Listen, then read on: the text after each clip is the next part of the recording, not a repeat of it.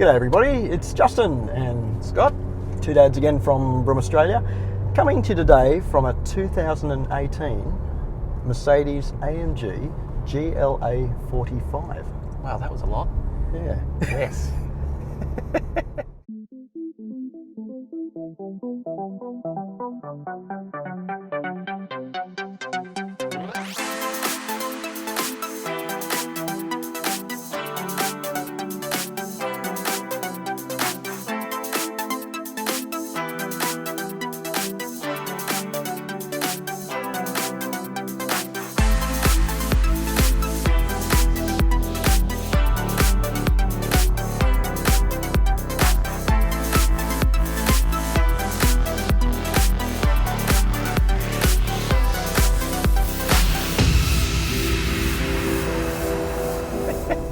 So effectively what we're in is a mini SUV version of the A45 that some people may know. Yeah. All right. Because I've got to say, mate, when I picked this car up a couple of days ago, I was a little confused about the concept of this car. I was just thinking, well, is it an SUV or is it a sports car?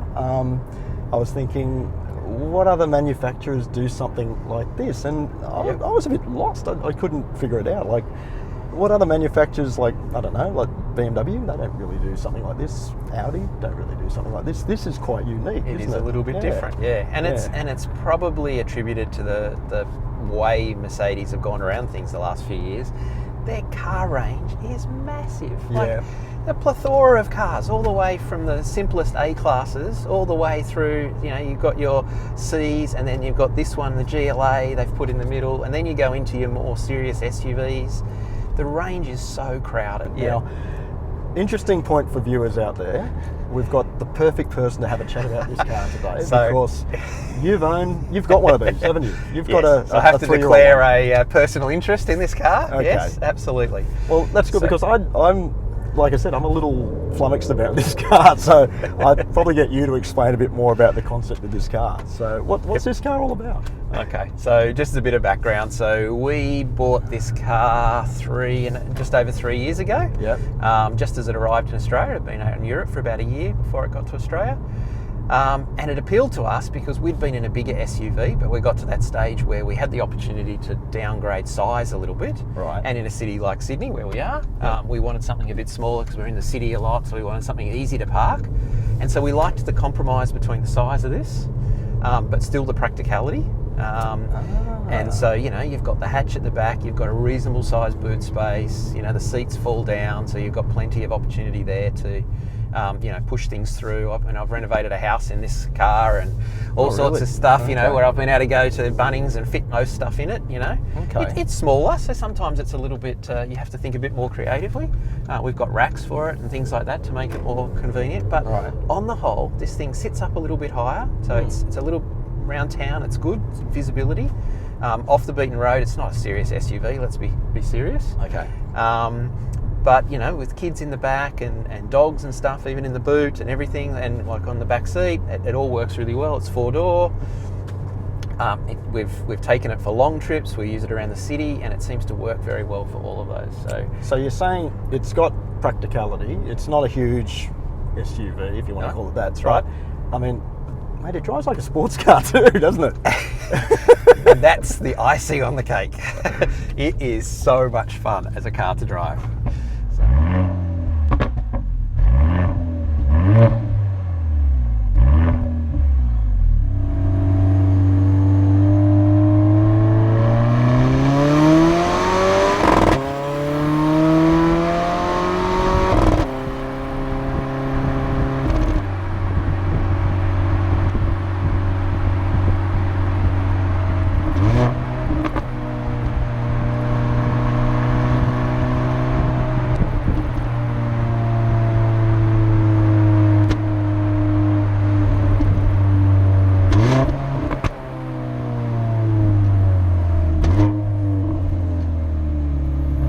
So 3 years, we haven't got sick of it for 1 minute. It goes straight into sports mode around the city every day. It's a fantastic fun car around the city, on the open road.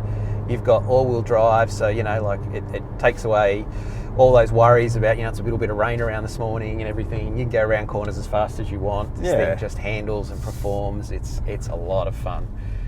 And we're talking about a car that goes from 0 to 100 in 4.4 seconds. 4.4. Yeah. Yep. This thing. So, SUV. Yeah. Yeah. I got to say that the 2018 version of this, compared to your version, I suppose, power upgrade. This one's got 280 kilowatts at 6,000 RPM, 475 newton meters at 2250 to 5,000 RPM, 2-litre 4-cylinder turbo engine. As you mentioned, it's got the variable all-wheel drive, and it's got a 7-speed dual clutch transmission with the lovely paddles on it as well. So weight-wise, between 1510 to 1585 kilograms. Like you said, 0 to 104.4. So it does add up to a fun drive. Fuel consumption, it says on the Mercedes brochure, 7.4 litres per 100 k's combined. I don't think you quite get that if you drive this. Which grandma was driving it to get that. For once, we can call balderdash on that, I think. And so I've done 30,000 k's plus in mine, and combined city highway driving, which has done a few longer trips. Most of it's been city though. Is around 11.3, I think, and that's because we love driving it and driving it hard, right? So that's what we bought it for, that's what we use it for. So people could probably get a little bit better than that, but at the end of the day, once you've got this performance under the hood, you want to use it. So you're probably not going to get the 7, let's be honest. Okay, all right. Now, the car that we're in today, this is the 2018 version. It has a list price of 89 to 211. Now, this is a standard car, I believe. So in Australia, I think we get a lot of the cars, especially like AMG cars, come with pretty much most of the boxes ticked. There'll be a few things you can add in extra, spoilers, take the badges off, maybe choice of wheels, a few things. But on the whole, you get 95% of all the stuff standard, and it's a pretty rich list of things in this car. Yeah, I mean, you get the panoramic sunroof as standard on the car. It's got the difference, I think you were saying, between this one and your one.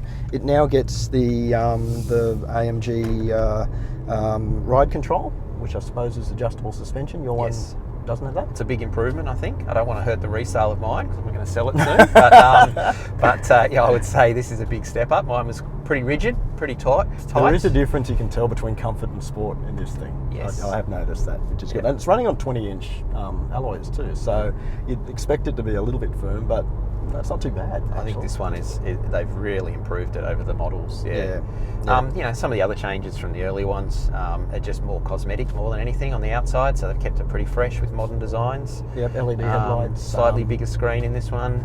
It's very clear too, I've noticed. It's an evolution more than anything over the last 4 years while that car's been out. And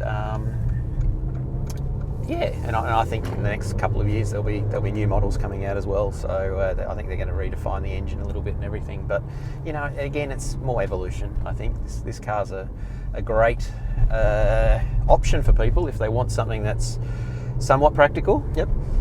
Luxurious, fairly luxurious with a full kit. There's plenty in here, and more than anything, fast and fun. Okay. I thought you were going to say fast and furious. Okay. But another difference, I guess, is that it's got this new mode system here for the dynamic selecting, comfort, sport plus, which I think your one doesn't have, and race mode. That's correct. It's easily accessible through a twiddly dial here, which is good. And we're sitting on race mode right now, because why use the ones in between if you can go straight to race, right? True. It's got a lovely performance exhaust as well too, so you can hear it pretty well. So there's a lot of good features in the car. I think family friendliness, it's bigger than an A-Class. I sat in an A-Class in the back before, and my head, I'm not big, my head was touching the roof. This thing is okay. The only thing, I guess, is that the person in the centre there might be a bit cramped, isn't it? So I think 2 kids in the back. We've done longer trips, and that works not a treat. That's fine. 2 adults in the back. I probably wouldn't want to do longer trips. There's just enough room, but not a lot of wiggle room. And then the middle seat, you're right, is for shorter trips. Someone can spend a little bit of time in the middle there, but we've had 3 adults in the back, but it's very squishy. So And you mentioned the boot is It's okay. It's reasonable. not too bad. Yeah, absolutely. which is good. Yep. Yep. The one thing I did like about this concept though is that, like, if you're used to having a sporty car on lowered suspension and everything, this car gives you that same sensation, but it's higher off the ground, so you're not bottoming out going over speed humps and things, are you? No, that's right. I mean, around the city, we've got half a speed hump here that's got a lot of roadwork all over it and everything. On the A45, you're probably going to have to really slow down for that one to make sure you don't bottom out or scratch the front. Whereas this one, you've got that extra bit of clearance where it just takes that peace of mind away. Yeah. Now, mate, X Factor. Is this something you would actually look back at when you park it? I do all the time. Okay, all right. Silly question maybe to ask you. That's right. It is different. I like I said, I couldn't get my head around it initially. Like, it's an SUV, but it's. I must admit, with the AMG styling on the car and everything, it looks good. I think there's two things that really set it apart. Is the 20-inch wheels you referred to. Yeah. Gives it quite an aggressive, muscular look, and the front bonnet, front of the car, it's got those looks lumps, quite aggressive. Yeah. Back's a little bit more tame. Yeah. So when you're looking at it front side, it definitely is a car that I look back at all the time. Yeah. And admire the design. So, in summary, you've had it for 3 years. Is it something you'd recommend to people as a fun and family-friendly car? Yes, absolutely. It's not for everyone, right? So not everyone wants this high-performance car because it really is an exciting thing to try and control day to day. So, if this is for you, you want really fast and furious, maybe I'll drop that in there. I think people would enjoy it. Okay. But, you can consider the other models too. Obviously, you don't have to go for the whole GLA A45 AMG version. Yeah. There's a whole lot of models in between, which in Australia have been hugely popular. Yeah. And so maybe they fit more in the sweet spot for the family-friendly stuff, and they still have good performance, and they have most of the kit that this one has. So yeah. All right, that's good. Anyway, just want to put a big thank you out to our friends at Mercedes-Benz Australia for the loan of the GLA45, the AMG. It's been an interesting concept, this thing. Like, it's a different car, but in a good way. I like it, actually. Yep. It's growing on me. So it's good. That's good. I'm glad. Anyway, we'll check you next time. Thanks, everyone.